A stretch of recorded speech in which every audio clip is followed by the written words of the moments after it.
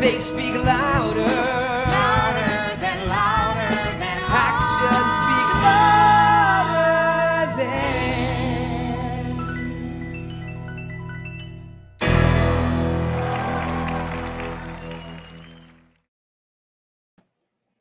Hello and welcome to Keen Company. I'm Jonathan Silverstein, the artistic director, and I am thrilled you have joined us for tonight's After Hours, the last of our season, in which we take a look back at this untraditional and inspiring year that we have had. Before we get started, I'd like to use this virtual space to acknowledge the actual land we stand on in all of our homes, or sit in. I am coming to you from Brooklyn, which is the traditional land of the Munsee Lenape and Canarsie peoples. I would like to thank and pay my respect to elders both past and present. If you are joining us, thank you. And if you encounter an Indigenous person in your travels this week, I hope you will extend some gratitude.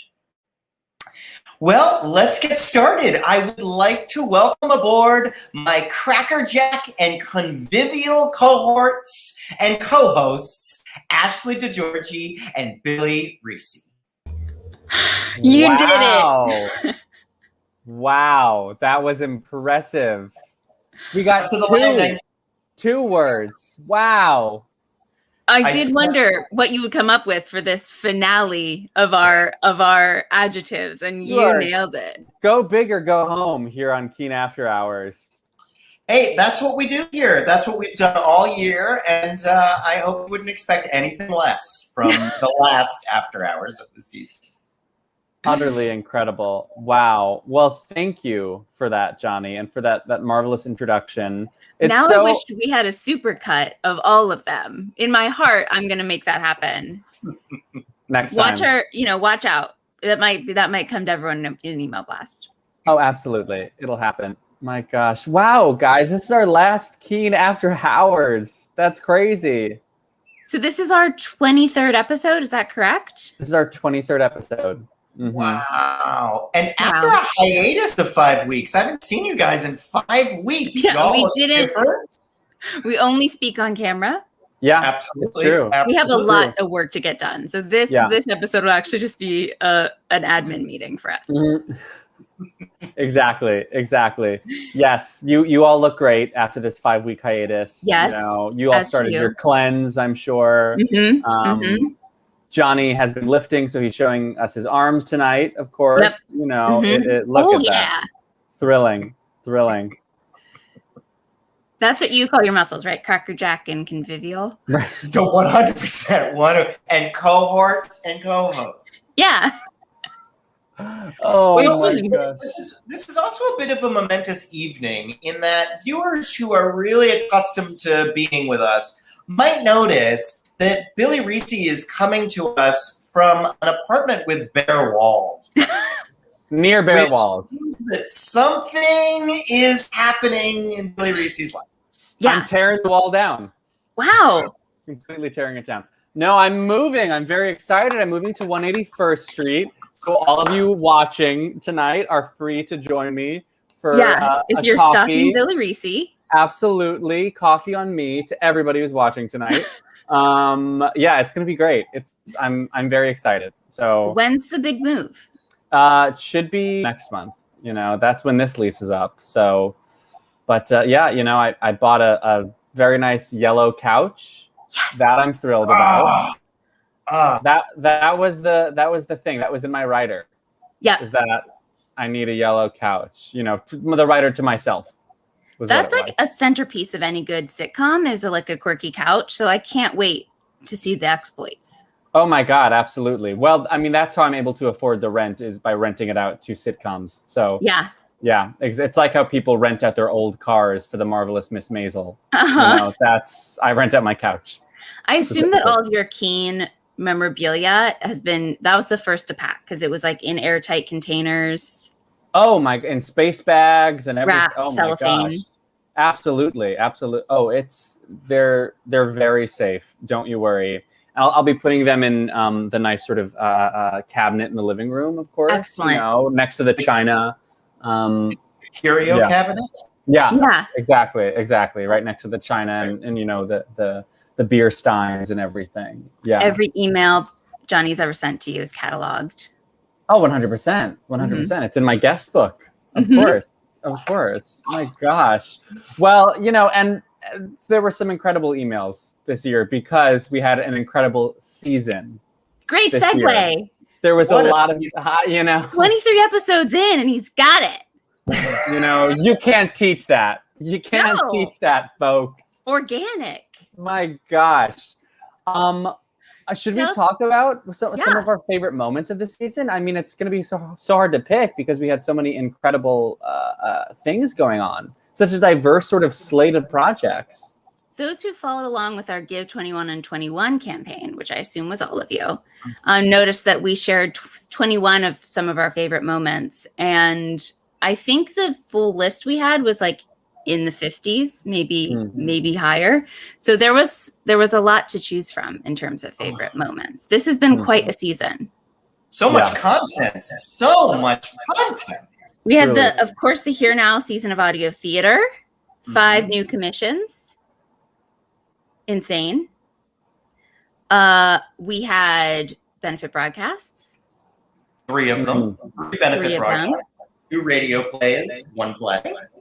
We had this, of course, Keen After Hours. We had our Playwrights Lab. We had Keen Teens. We chugged through a lot this season. Oh, we did the work.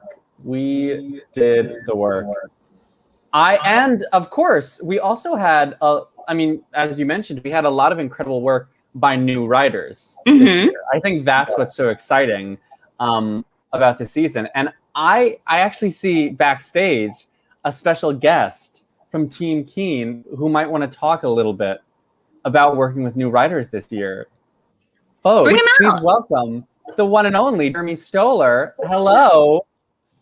It's an honor to finally join this group that has such great patter. I will thank you for guiding me through this. Well, we've been trying to get you on the show for so long, and finally your agent agreed, and it's so great to have you.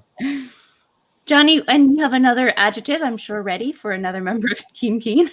Of course, but I didn't get to do the intro, but of course, it's jovial and jocular. Kind of the same, Jeremy Stoller. Wow. Love it. Jeremy, for those of you who may not know Jeremy, now he has appeared in various events we've had over the year. Jeremy is our director of new work, and he has been instrumental this season of new work. Not only helping to curate the season of writers, but working with every writer this season to just make the best piece of work they could make.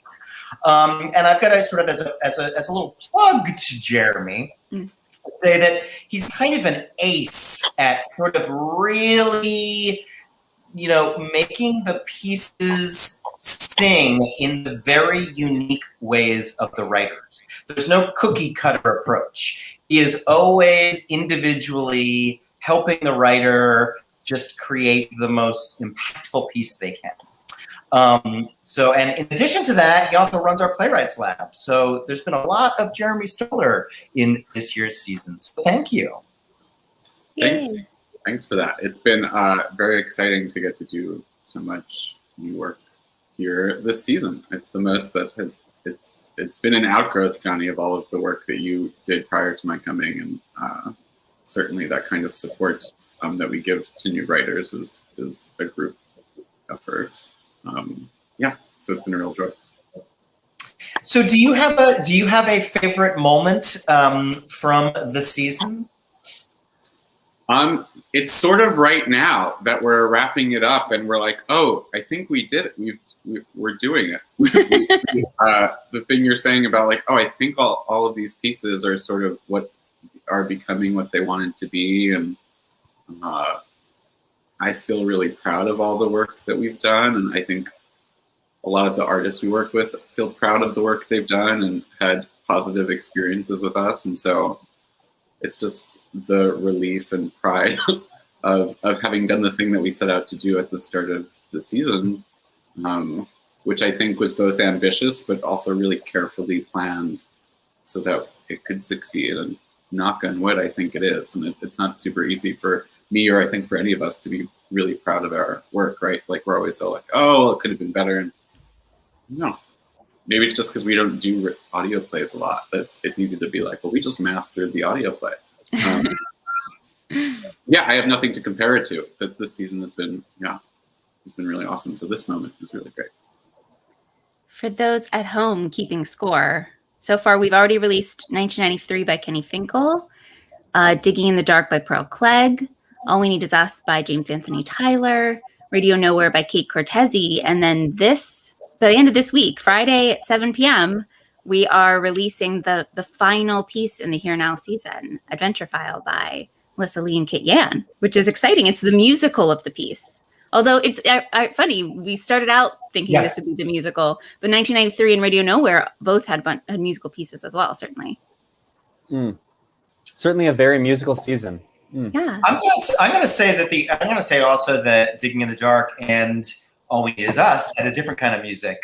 Just such a different music of either sounds of the woods or sounds of the city that formed this just beautiful tapestry for the ears. It's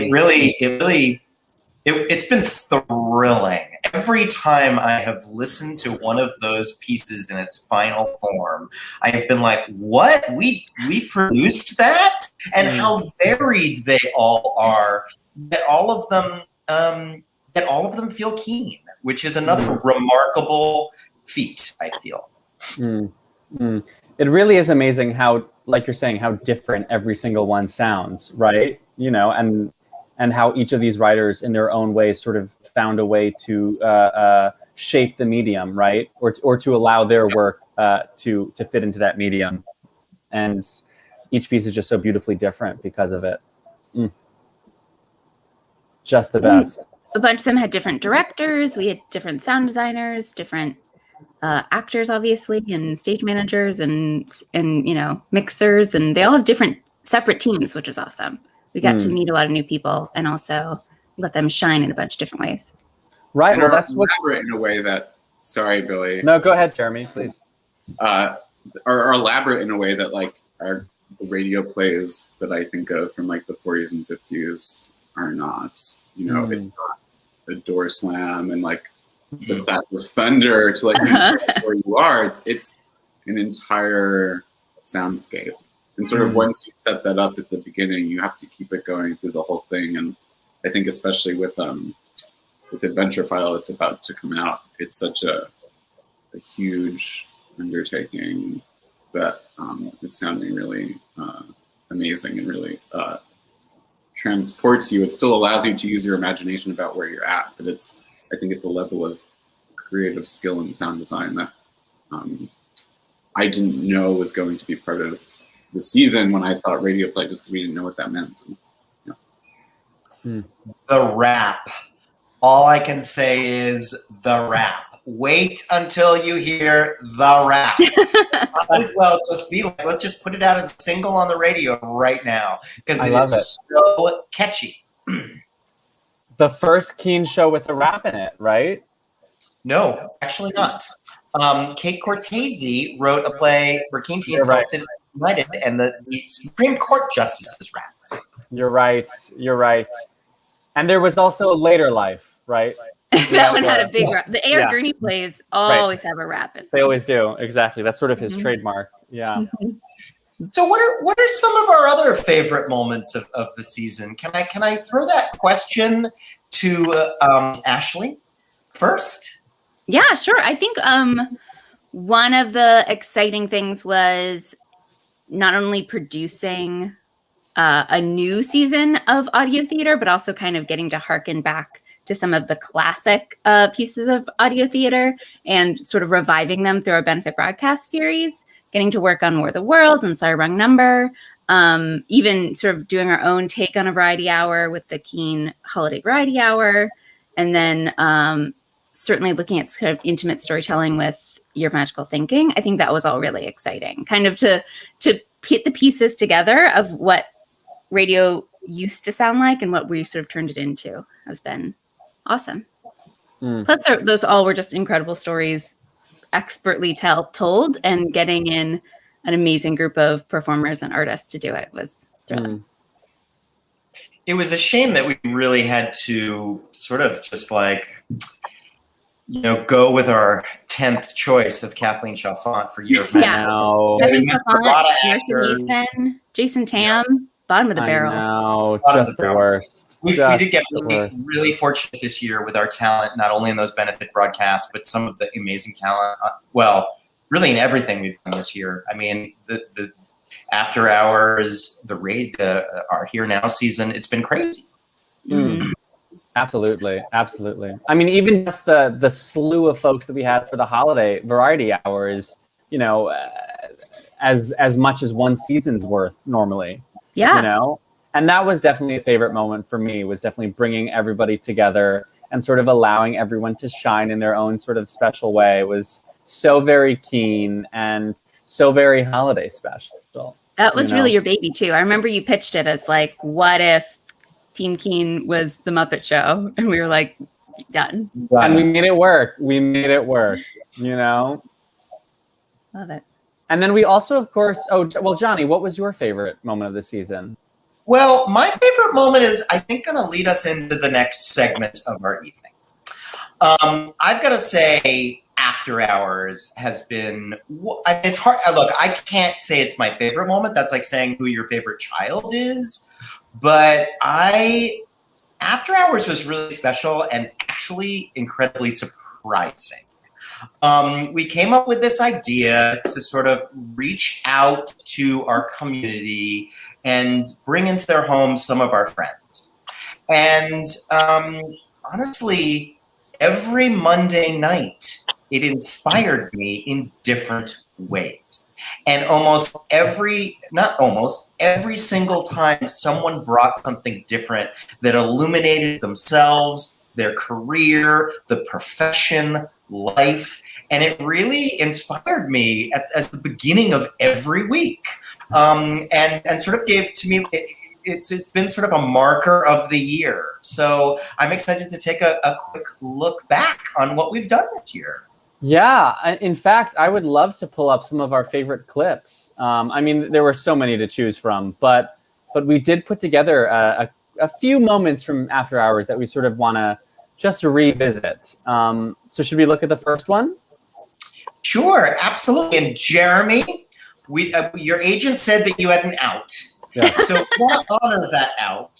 But before we go, we want to thank you again for all your amazing work this season.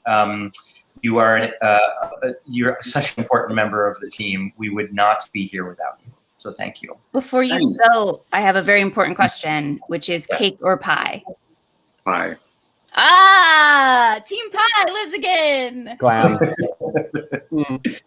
Well, congrats to all of you. In addition to being multi-hyphenate theater producers and now audio producers, you're also now talk show hosts. That's how it happens. Watching so many of these while making dinner, which I think is, I'm gonna leave the backstage and go out to the audience and make some dinner. You can watch the rest of us. Okay. Thank you, Jeremy. All right, take care. And without further ado, let's bring up our first clip. But I went to the Shubert Theater, as we were instructed to do, for an open call. I didn't have an agent. So this was for the chorus of this fabulous Hamilton-like, mega hit that was coming, called Dreamgirls. I went, and I think we were called at 9:00. The open call started at 9. And of course, you had gobs of people there. We were led into the basement of the Shubert Theater. All of these young women, everybody's just, and we were led up in groups of maybe 5 to sing a certain amount of bars. And then at the end of that day, things whittled down to 2 of us, myself and a wonderful young woman from Columbia, South Carolina as well, Tanita Jordan. What are and the odds? 2 of us were asked to stay and they brought us up on stage with one of those stage lights and the piano. And Henry Krieger and Tom Ian had just finished one of the songs somewhere else in the city, and they had come on over so that Michael Bennett, Bob Avian, and the crew could hear this wonderful new song that they had finished. And Tanita and I sang this. They taught it to us, and we sang the song for them. The production folks. Oh my goodness. And by then it was, oh my God, it was after 12 o'clock. It was an early afternoon by then, but we sang that song.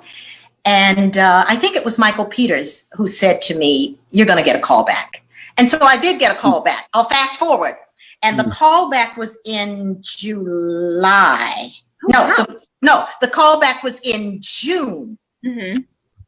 Later on in June. And there we were. And you have every fantastic African-American dancer, singer. I mean, the principals had already been cast. But I mean, this was for the chorus.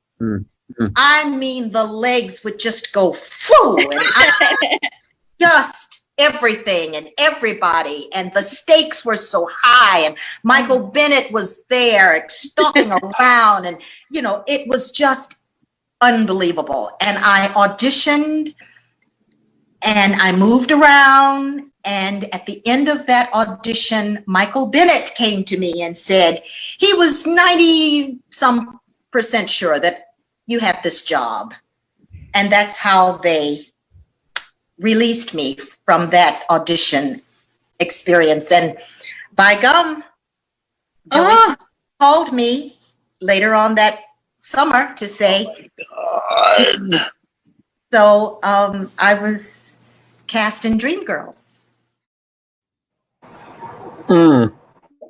Brenda Presley. That was an amazing After Hours. Oh my Incredible. gosh. She has some incredible stories, especially about that old sort of like early 1980s Broadway scene. So delicious to talk about. Auditioning on the stage with a piano and a spotlight just feels so iconic Broadway. And so it was all that just a casual jazz. day in her life. Incredible. And I'm on such a Dreamgirls kick right now. So I'm obsessed with her. Obsessed with her story. That's crazy. Well, she went from Dreamgirls into Cats, right? Like back to back. Yeah. Legend. Yep. Exactly. Yeah. She is the coolest person. I also love that. Oh, go ahead. No, please, you go ahead, Ashley. I was just gonna say, I also love that whole After Hours is one of our first After Hours. I think our second After Hours ever. And it that whole conversation turned into this like lesson in the fact that like things will come to you when they're ready to come to you. And like if you're ready for the opportunity when it comes, you can take it, and your path is not anyone else's path. And I feel like that thread went through several of our After Hours. It became a theme. That's actually a good segue into another clip that we have. I don't want to cut you off, Johnny. Did you have? I would love to go right to the segue that you so beautifully made. Well, let's just let this guest do the talking with this next clip.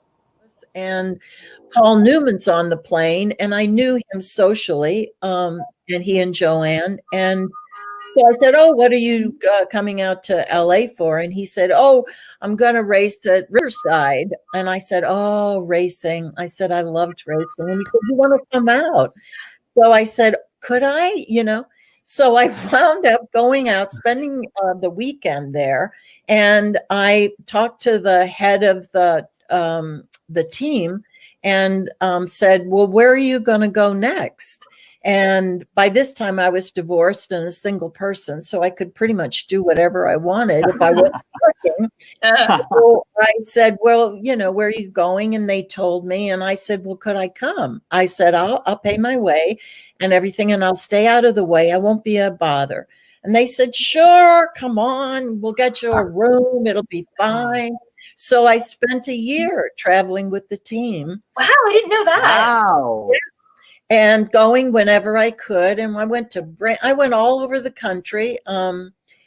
with the team and whenever I could. And finally, Paul said to me, why don't you go to school? And I said, I had no idea there were racing schools.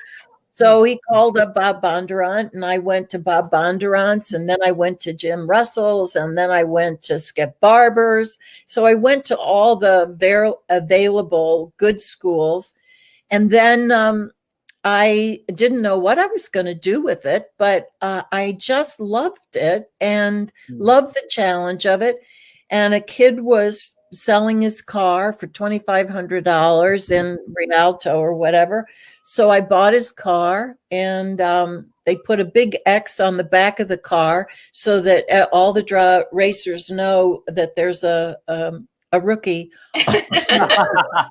And I got my license, my SCCA license. And before I knew it, I was really serious about it. So I had to have a volunteer crew chief, and I had to find guys to help me and everything. And my home track was out in LA, in Button Willow and all of those places out in Palmdale.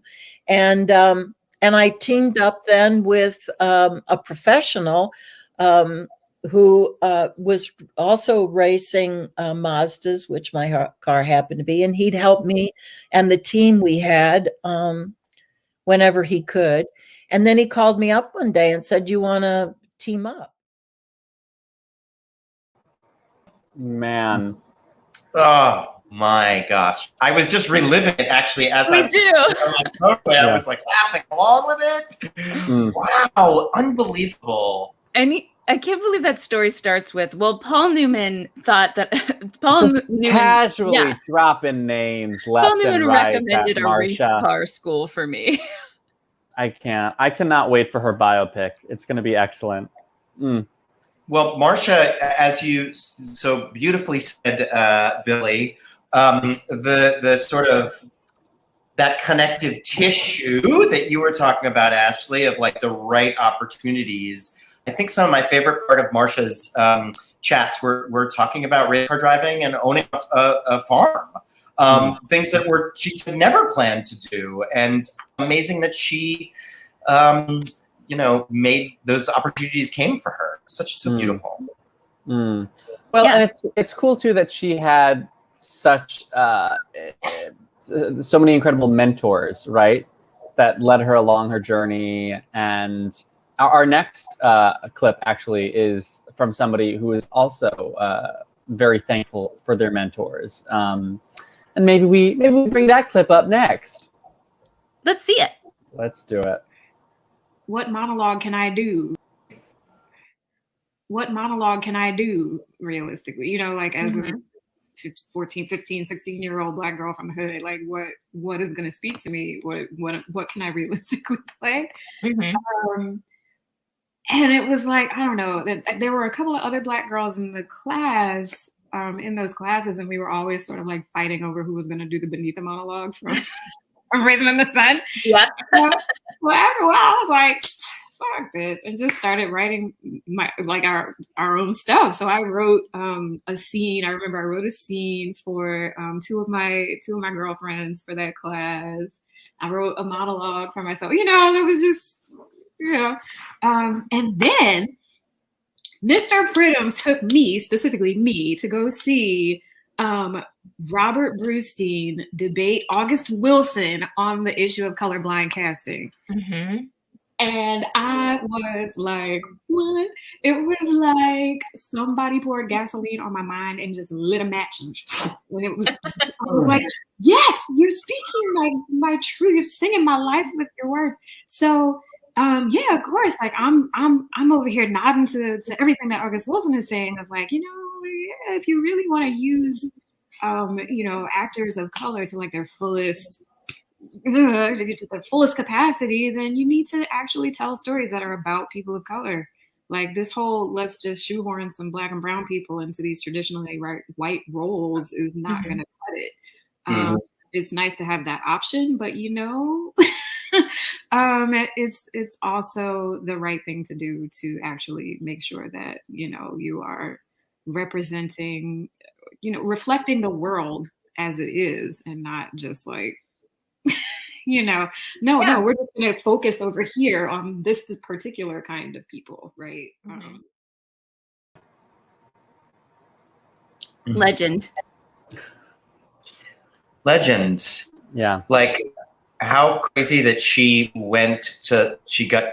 first of all, that she met that amazing teacher, and then that teacher singled her out and brought her to see that piece, which really changed her life. Absolutely. Yeah, I'm all about those sort of formative experiences that these artists had at a young age, right? Like even like Adam Guan, right? Who we had an incredible after hours with, and him talking about writing, a fan letter. I mean, even if you want to call it a fan letter, but to the writer of some like small, obscure off-Broadway musical, and just being so completely changed by that. We're always sort of in the theater, I guess, finding mentors where we least expect them sometimes, Well, I also love the piece of it where it's like in both stories, Chisa and Adam like had the gumption. Like the fact that Chisa was like just in class and was like, well, I don't want to do any of that, so I'm just going to write my own piece. And also, the fact that Adam was like, let me just real quick write a letter to a playwright, a composer, and sure, they'll probably answer me. Like this lovely sort of like, how hard could it be attitude of like really taking the process and making it their own. Absolutely. Is Chisa's screening room where she zoomed in from, like, not the most amazing thing beautiful I've ever seen? I think probably my favorite Zoom background of anybody over the last year. Although I will say Kate Cortesi's Zoom room with all of her bookshelves is gorgeous, and I must shout that out. Yes, really incredible work. We should love have done a top 10 Zoom here. rooms. That is true. Really just judge people's homes. Although I am enjoying through all these clips our various outfit and hair changes. I think that was a little shout out. Oh, it's the time jumps. It's incredible. Yep. It's like Rashomon. It's excellent. Yeah. You said something, Ashley, about sort of people carving their own paths, right, in the work that they do. And this next clip is sort of about somebody doing that in a well-known show, but sort of through his unique perspective. So let's take a look at that clip. Okay. There was no punctuation. There were no in a moment. There was no punctuation anywhere in the script. Right? So you were really forced to shape it. And it was frightening, but also in the end so rewarding. And I, as a blind person, had kind of a lot of resistance to Oedipus because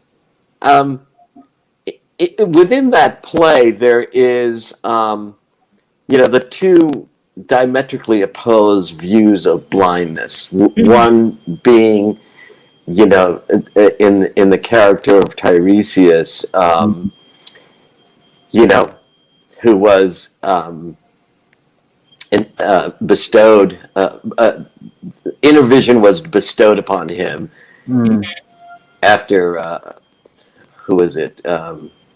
Hera threw him out of Olympus and caused his blind. Whatever. I don't remember exactly.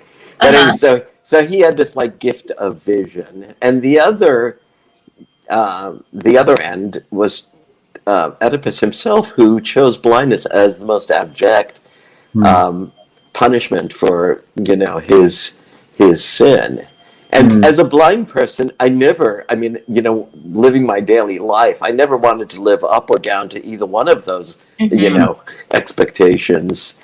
But working the piece and understanding it and all, I really came to love. We said it in the Oval Office, so Oedipus was kind of president, and this was during George W. Bush's administration. I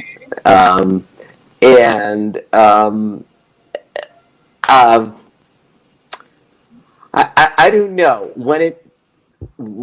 for me, what came what happened for me after he blinds himself, I thought that's when he really saw. That he really understood what he had done and what was ahead, and he was embracing it. And so, I don't know, the play for me took on a different, more palatable understanding or whatever. I love that story so much. Yeah. He is so smart. Oh. Yeah. So incredible, and such a sort of varied theatrical career, and such a lovely man who has, shared his wisdom with us. Yeah. And I would kill to see that production too. Yes, definitely. Me too. I don't think I've ever said I want to see Oedipus, but now I do. Definitely. Honestly, that's the one production choice that'll make me go to see Oedipus again. We've had a lot of suggestions for season 22. We've had, I think King Lear was brought up. We have this Oedipus. We have Lily Cooper and Chuck Cooper starring in something. We have, I believe, Heidi Armbruster pitched something where she gets to be a farmer and maybe a lawyer. Great. Was that a show that existed? Nope, she's just putting it into the world. Great. The role to be written. And there's one show we won't do, and that's Evita. But we do have this for a segue. But we did have a fantastic conversation with Keen Company alum and advisory council member, Tony Award nominee Kate Baldwin, about her high school production of Evita, where she played the titular role, mind you. Complex casting. And what I'm going to do now is share that clip. I would love to. Here we go. These ones, so, Ava Perón had a pulled back bun like that. It was a very sleek, of course I'm talking about hair. Right. On brand. So I had this pulled back bun look with a hard front wig, and it was just it was so obvious, and I was so obsessed with being perfect at the time that I thought this won't do. So I went to the makeup room and I got a blonde beard that one of the boys would wear, but instead of putting it on your face as a beard, I glued it into my hairline and I combed the beard back into. Oh wow! Not messing around. Plus for ingenuity, though. It looked so good. It looked like a real hairline. Wow! But the problem is, to use that, beard. Spirit gum, if you know what spirit gum is, it's like wallpaper paste. It affixes to your skin, and I am very fair and very sensitive, and so to get that stuff off, you have to use turpentine. So I remember sitting in political science class the next day after the opening of the musical, and the entire perimeter of my face looked like I was a burn victim. Red and peeling and horrible. And my political science teacher being like, "Are you in the musical?" He could tell. Are you Evita? Yes, Mrs. Ivanovich, I'm Evita. Oh my God! But I was suffering my art, and that was just fine. I was gonna suffer for it. I was gonna do it and and make sure that that it was done right. Yeah, you had a real eye for realism really early. Oh my God. I mean, Ava Perón was not a burn victim, but outside of that, yeah. What the guy do who lost his beard wig? No, nobody was using a blonde. It was a leftover. I didn't Johnny. I didn't go and rip it off some fresh. But that's your dinner moment.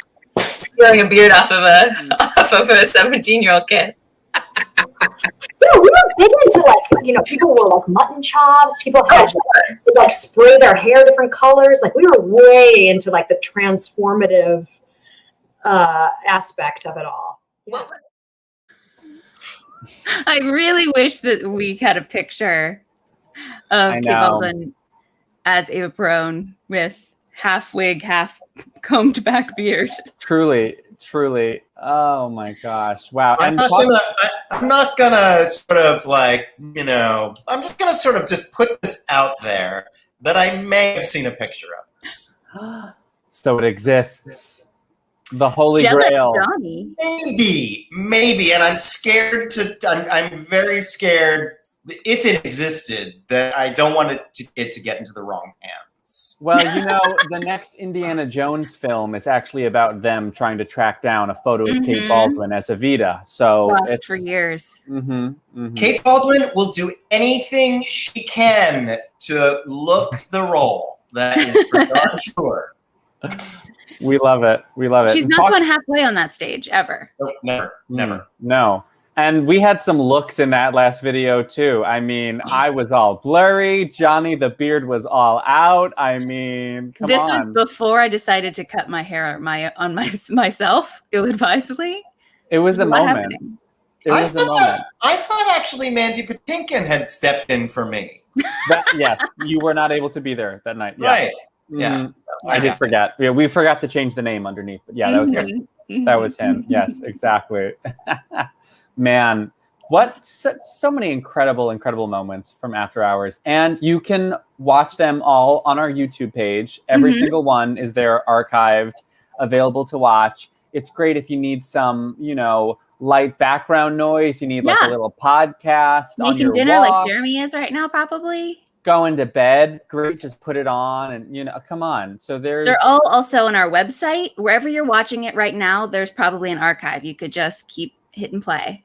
So we're saying that then we've got almost 24 hours of After Hours. Whoa. Incredible. Talk about can I do some quick honorable mentions? Was that our last clip? That's our last one, please. Some quick honorable mentions. We've got George Salazar came and talked about his experience with Tick Tick Boom, which was amazing.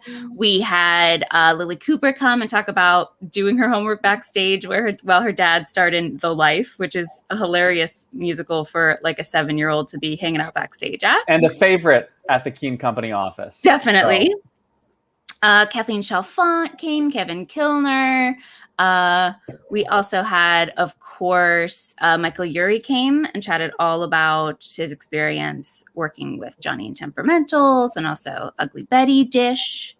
Thomas J. Ryan came and told maybe one of my favorite stories about how his preferred professions as a kid were either priest or air stewardess, which is just such an amazing juxtaposition. Has anyone else ever had those two dual careers? Yeah. I wonder, instead of giving communion, you give, a package of peanuts. Come on. I think even he pointed out that it's both sort of a captive audience, which I think is really the truth. There's no escape. There is no escape. Exactly. We had Jennifer Ashley Tepper come and talk about new musicals. We had Dan Dominguez come, and which some of my favorites was talking about his love of horror movies, which was amazing.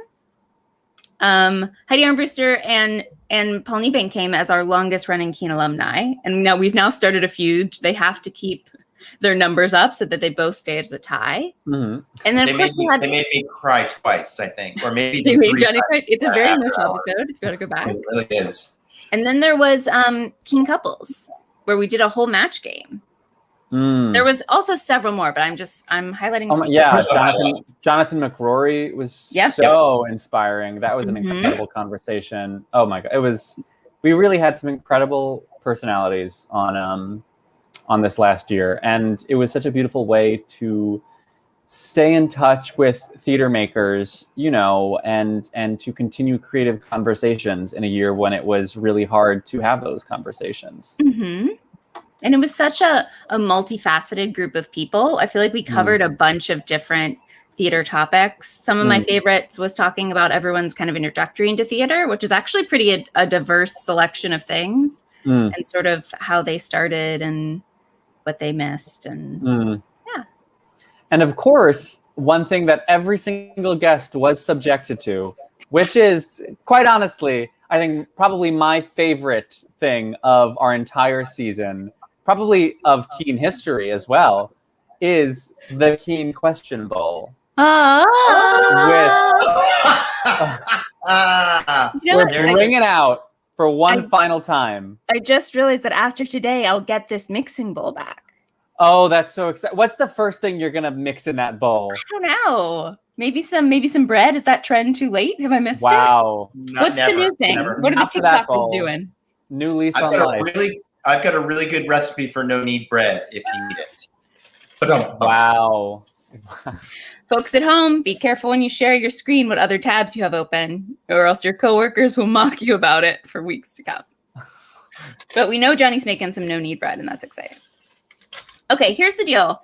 This Keen Question Bowl has a bunch of questions in it, but it feels like every episode we pretty much ask them the same 5 questions. So I'm determined. Do you think in our last 15 minutes, can we do a lightning round and try to get through every one of these questions? Let's do it. Let's make it a lightning round, and then we'll ask some questions to a few special guests. Yes, please.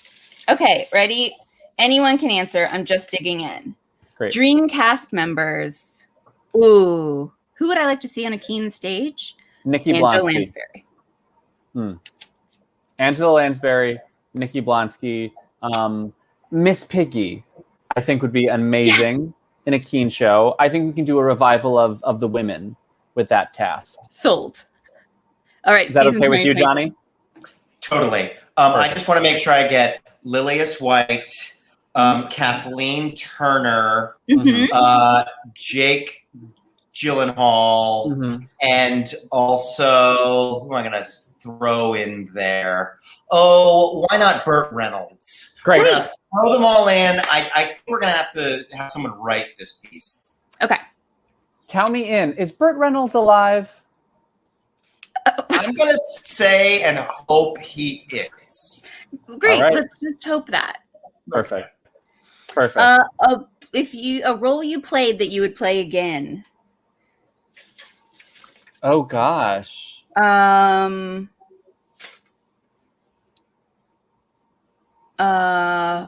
I can shave and dye my hair and use a lot of base so you can't see my beard, Baby John, West Side Story. Wow. Count me in. I'll give you my answer and I'll put 2 into that wishing well. Yeah. Come on. Most used emoji. I think it's the fingers crossed one. Let's see. Mine is lately one of mine that has been most used has been this one, the hand to the face. Does that tell you what a year in quarantine theater? Mine is the face with the one little eye and then the one big eye and then the tongue out like yeah. Which also apt for this year. My second most used is the Lady Detective, and I'm proud of that. Good. On brand. Progress. On brand. Twitter, Instagram. I'm an Instagram gal. I never super got into Twitter. Neither. I got to get rid of both of them. I'll say Instagram brings me a little bit more joy. Yeah. I would say. I'm going to go rogue here and say Twitter because actually there have been times over the year that I have deleted Facebook and Instagram from my phone but left Twitter. Interesting. Those are interesting times. I read things. I discover things. Sometimes you get people cross-posting their certain pictures from Instagram to Twitter. So you kind of get a little bit of both. Sometimes you get behind the scenes of Little Black Book concept That is albums, true. like That is true. There is some material from the making of Little Black Book there. Absolutely. All right. Well, in that case, I'll pick Twitter. Billy Reese, coffee or tea? Coffee. You're coffee too, I bet, Johnny, right? Coffee, of course. Yes. I don't really drink either, so sorry. I'm sorry for you. Hot chocolate? Can I go rogue and say hot chocolate? Absolutely. If there's enough whipped cream, absolutely. I get bored by the hot chocolate after the whipped cream is done. Interesting.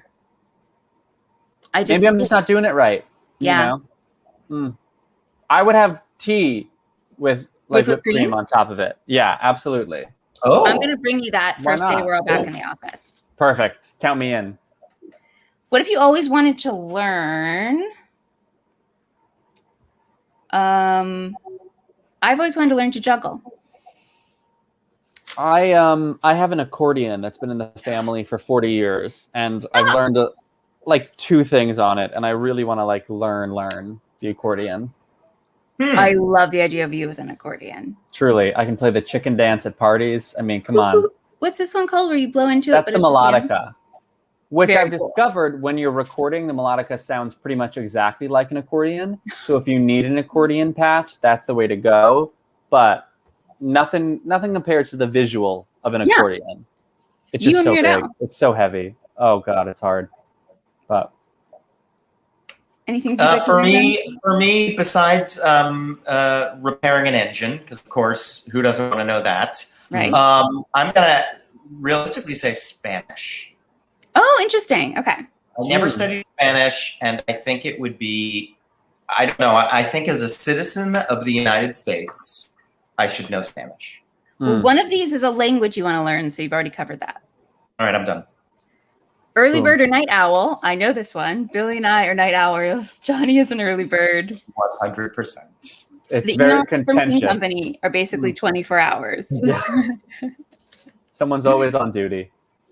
All right. I'm really trying to bust through these. Call or text? Text. I text more. I text more. Yeah. Than I call. Best advice you've ever been given? It's so tough. Follow your instincts. Mm-hmm. When I was going into college and I had no idea what to do with my life, my mom said, you only have to decide what you want to do for the next 4 months, and then the next 4 months, and the next 4 months. And it's very helpful. I guess worst thing they can say is no. Yeah. Would be mine. Binge but I don't like TV no's. shows. So binge TV shows. Right now I'm not binging it, but I'm watching Mayor of Easton, which is sensational. I heard about this. Sensational.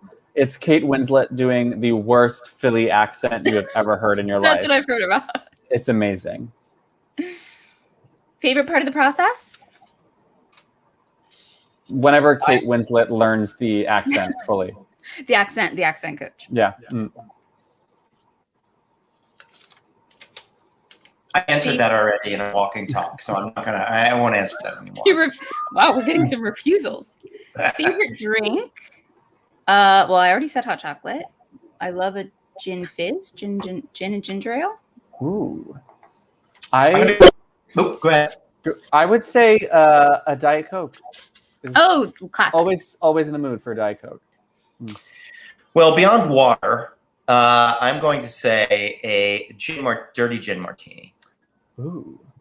Very good. Wham. Favorite junk food? Oh, shucks. Milk duds? Definitely one of my favorite candies. Oof. I like the munchie mix where it's like, you know what it is, right? It's like Cheetos and like, Doritos and some tortilla chip and pretzels all in one bag. Delish. That's good. Delish. I'm going to say like that, but put in ice cream. Okay. That on top of ice cream? Absolutely. Or not put on, but you know that there are like ice creams with like potato chips and cookies and this. When and you that. get a little salty, and ice cream, delish. Delish. Speaking of ice cream, that answers this question for me. Foods that make you think of home. We're a big ice cream family. Ice cream is like everyone's together. I would say like homemade pasta sauce. That's one. Dogs or cats? Dogs. You have a doggie. Yes, my parents do. I miss her very much. I hope to see her this week. Johnny and I are Ryan. I would have said cats, but I'm now thanks to my love of Mo, gonna say dogs. Mo. Oh. Mo, are you watching? I missed you. Matinee or evening? Matinee. I would say evening. I think I'm a Sunday matinee is great. Sunday matinee or Friday evening are probably my favorite performances. Pancake or waffle? Going hard on pancake. Pancake, baby. No question. I'm just going to be, devil's advocate and say waffle. It's very nice. Awesome. You got to be in the mood for a waffle, but favorite word? Waffle. It's a good word. It means two things. Yeah. Your favorite word's My favorite word is alacrity. Look it up, America. Wow. I got really rude about it. Worst onstage or audition mishap? Oh God. Who has the time? There's been so many. Who has the time? One of my favorite Keen-related stories is the actor who had a minor stroke on stage and did the second act. I was just actually that was what came to mind, but I thought, I don't know if I'm going to share that one. So thank you for doing it, actually. Wow. They chose to do the second act. I should add. Dream travel destination. I would like to go to Iceland right now.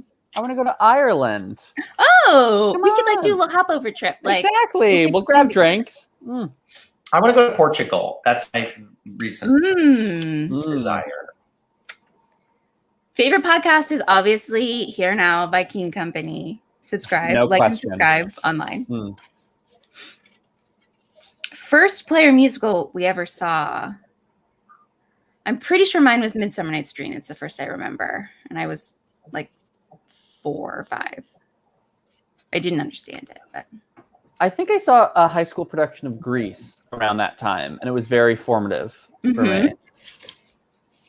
I saw a children's theater production called The Something Underground about people living underground in England during the war, and there was a lion and a unicorn that became magically alive and helped tell stories. There was a lot going on. It wasn't Lion, Witch, and the Wardrobe? No. It wanted to be. Yes, it was an unlicensed. Yeah. Lion, Witch, and the Wardrobe. I loved Lion, Witch, and the Wardrobe. That was one of my favorite children's stories when I was a child. Yeah. Oh. All right, we've answered some of these. All right. Well, what we can do, let's turn the questions over to some friends of ours. Yeah. Yes. My name is Reed Ridgely, and I'm the general manager at Keen Company. I think that I would rather fly than teleport because flying seems a lot more fun. If I were to speak a second language, I would like to learn Sanskrit. And the craziest job I've ever had, I've had a lot, but I think the weirdest thing I ever was hired to do is I had to go around New York City on my rollerblades and read the signage on the streets, no parking at any time, or no parking from 12 to 5, or tow-free zone or whatever. I had to go through several neighborhoods and read into a tape recorder what the signs, every sign on every street and every corner said. It was very tedious and awful, and I think I did it for half a day and then I quit. That's it. Oh, hello, After Hours. It's me, Jasmine Johnson, and I am the proud Director of Education for Keen Company. So sad that this is the last After Hours of the season, but I guess all good things must come to an end. So here are my lightning round fishbowl questions. What's your Starbucks order? I'm a big tea drinker, but when I do go to the Bucks, I like to get an iced matcha with almond milk. That's the go-to. Sweet or salty snacks? Honey. After this year of snacking, okay, we do sweet and salty, not or. Why am I being forced into an or? We love a fry in a milkshake. We love a peanut butter filled pretzel. We love a chocolate peanut butter moment. It's all about embracing the sweet and the salty. Otherwise, you aren't snacking right, okay? And then the third, what is your singing in the shower jam? All right, usually I have 2. And my current two, I work with the teens. They keep me abreast of all the trends. So I love that driver's license song by Miss Olivia Rodrigo. That's my, pop moment. And then my classic shower go-to is Papa, Can You Hear Me from Yentl? Just, a little casual musical theater moment in the shower. Love that song. Ready for that song at any moment. But yeah, those are my questions. I hope you're having a great time at After Hours.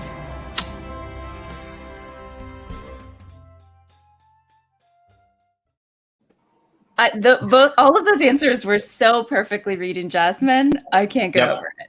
Perfect. Yep, Sanskrit. Mm. Yeah, starting a story about Good that. He had to be on his rollerblades. Amazing. Yeah. Mm.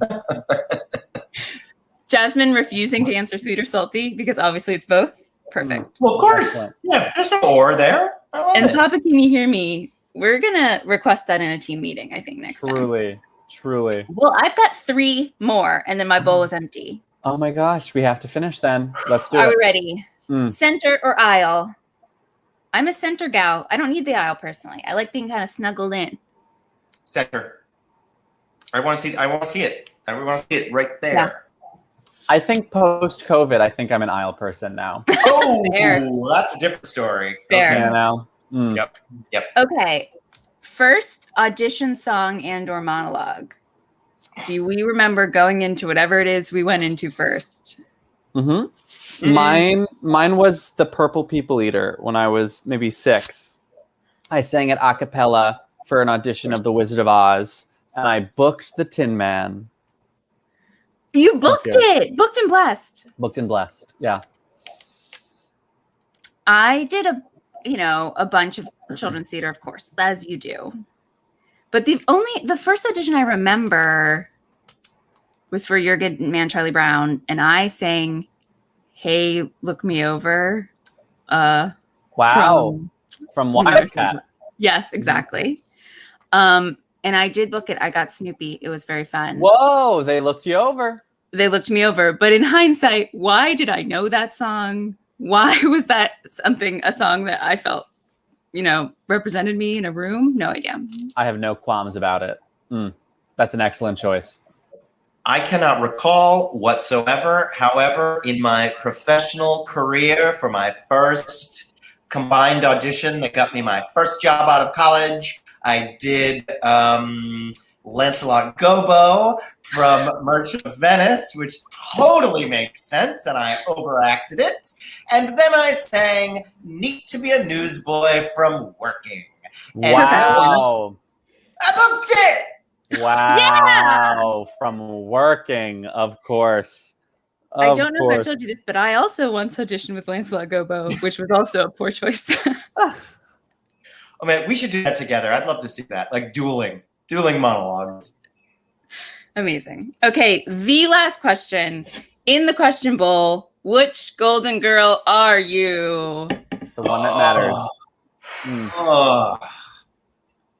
For those who have not been keeping up at home, this all started, I think, because a couple years ago we started a new office system on our computer. We had to name all of our computers, and there were 4 of them. So of course we asked ourselves, what should they be named? The Golden Girls. So I was given Rose. I have no qualms about that. I think that Johnny, you were. I was given Dorothy, which makes you have sense some for The Office, although I'm not. Well, and I think in terms of The Office, I'm probably a Dorothy. Yeah. However, I'm not sure I'm a Dorothy in real life. I think I'm going to go with I think I'm more of a Rose in real life. Yeah. I think I'm going to go with a Sophia, primarily. Yeah. I think we all have shades of each Golden Girl Of course. within us. But I think there's, Can I be like Stan? I think he's one of the guys that just comes in. Exactly. Yeah. Mm-hmm. Go ahead. I was going to say, before we end the question bowl segment, I just want to sort of make a confession. Oh. And it was something I was really thinking about before tonight's After Hours. Okay. Now, one of the most contentious questions questions from the question bowl has been cake or pie. Yes. And I have been firmly cake almost all year. And I am now going to come out and say, I'm changing my mind to pie because I have really been moved by moved by people's love of pie and the versatility and the number of ways one can have pie. So there we go, ladies and gentlemen. This mind has been changed by this year. We can change minds and hearts. Series arc. Wow. Well, I'm still cake and I refuse. That's why we do what we do here at Keen. All viewpoints are welcome. Well, this has been a wonderful walk down memory lane, and it's been kind of nuts. I was looking at all of us during this past year, and to have a record of just where we were, what we looked like, all the different people we talked to, it really brought me back to a really incredible full year. Feels like we certainly made best of what we had. And it's just been inspiring to be with so many people, but also incredibly joyous to be with the two of you. I am proud that we not just survived, but we've thrived in our own way this season. We've done so much new stuff, which can be scary and challenging, but also completely thrilling. And I'm so grateful for all of the patrons and donors and supporters and just watchers who have come along for this ride and really allowed us to be innovative and pivoted and tell stories in a different way. And just so unbelievably blowing my mind that it's been a full year of After Hours and that our season's almost coming to the end at the end of June, and we'll be at it again next season. Speaking of, next week this week something very special is happening. Friday is the release of our last piece of our Here Now season that we were just talking about, Adventure File by Melissa Lee and Kit Yan, directed by Morgan Green. And it's going to be out Friday night. It's a horror musical travel podcast epic tale. I can't wait. I'm so excited to listen to it. It's going to be great. If you're interested, there's a teaser out right now on our website as well as all podcast apps. So check it out, and we hope you enjoy it on Friday. And before we leave, I do want to give a little shout out to our own Billy Reese.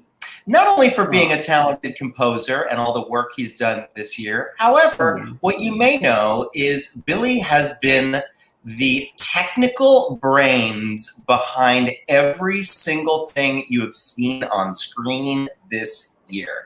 He has mastered the video format, the streaming format, and he's done it all with a smile and made our dreams possible. And beyond just being an incredibly talented person, and and also a very good co-host.